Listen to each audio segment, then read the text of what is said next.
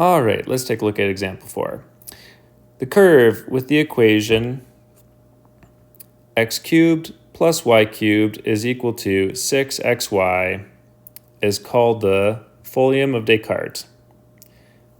Find the slope of the line tangent to this curve at the point of 3 and 3.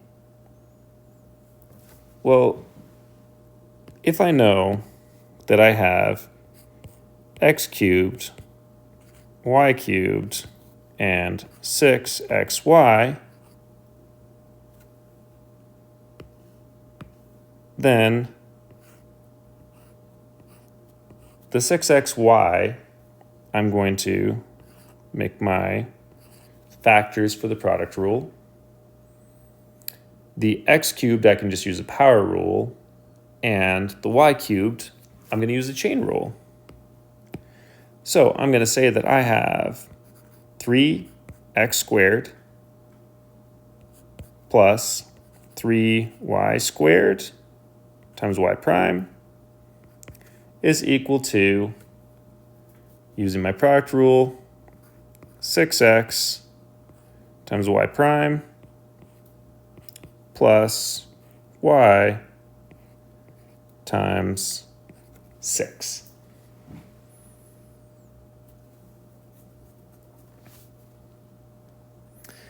Next, remember, I need to make sure that I have those y primes on the same side of the equation. So I'm going to wind up moving my 3x squared to the right. I'm going to wind up moving the 6x times y prime to the left, just by changing the signs. So what I have is 3y squared y prime minus 6x y prime is equal to 6y minus 3x squared. And as we already know, we're going to pull out the common factor here of y prime, because remember, y prime is what I'm trying to actually find here. So y prime and 3y squared minus 6x, and that's going to equal 6y minus 3x squared. I'm going to divide this out of both sides.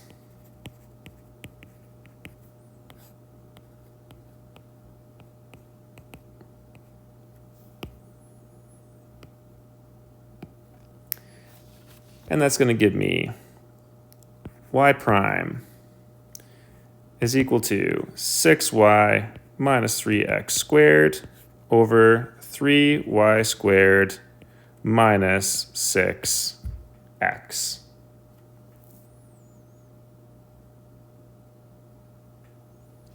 And this is all occurring when x is equal to 3 and y is equal to 3. So that means my slope is going to equal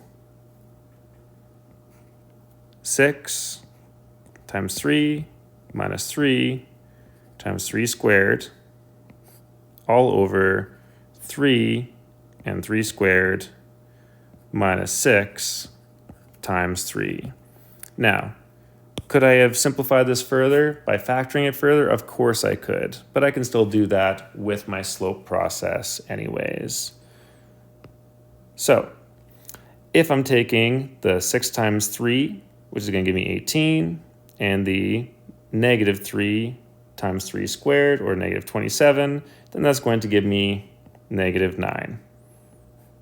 In the denominator, the 3 times 3 squared minus 6 times 3, that's going to give me positive 9. And all of this is going to wind up giving me a slope of negative 1. And there's my answer.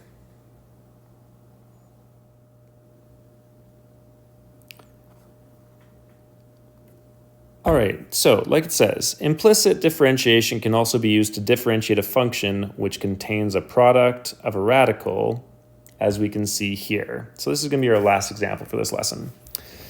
We're going to use the implicit differentiation to find the derivative of y is equal to 3x squared and the square root of x to the power of 3 minus 8.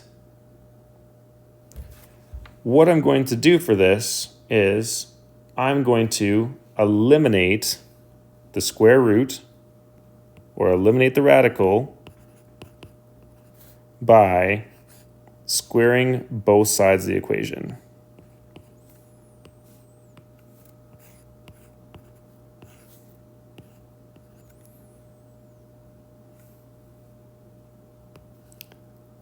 Which means I'm going to have y squared is equal to 3x squared squared is going to be 9x to the 4.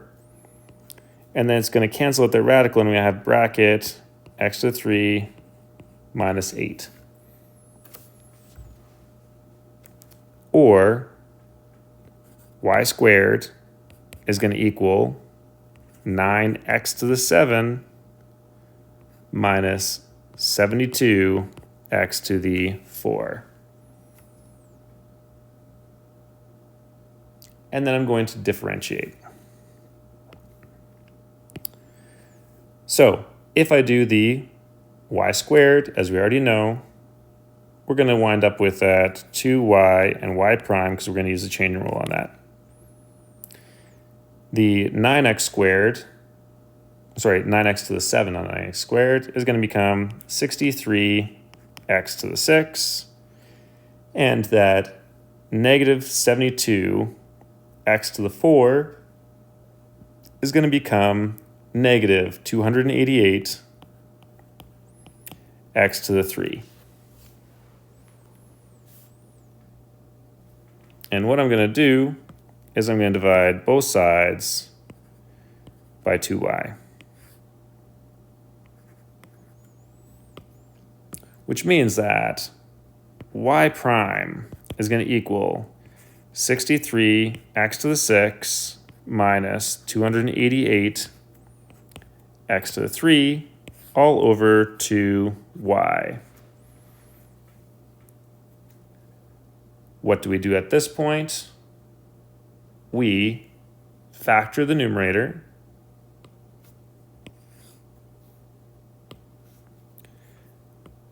to give us y prime is equal to 9x to the 3 and 7x to the 3 minus 32.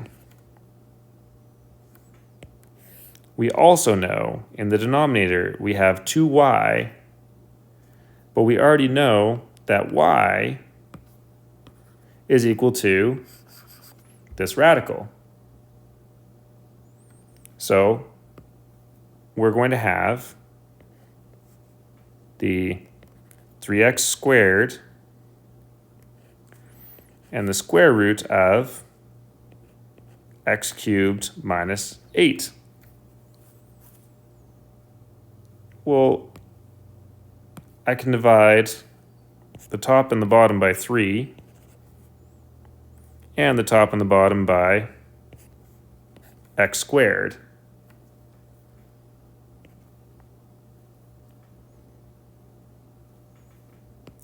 Which means that this y prime is actually going to be 3x and 7x cubed minus 32, all divided by 2, and the square root of x cubed minus 8.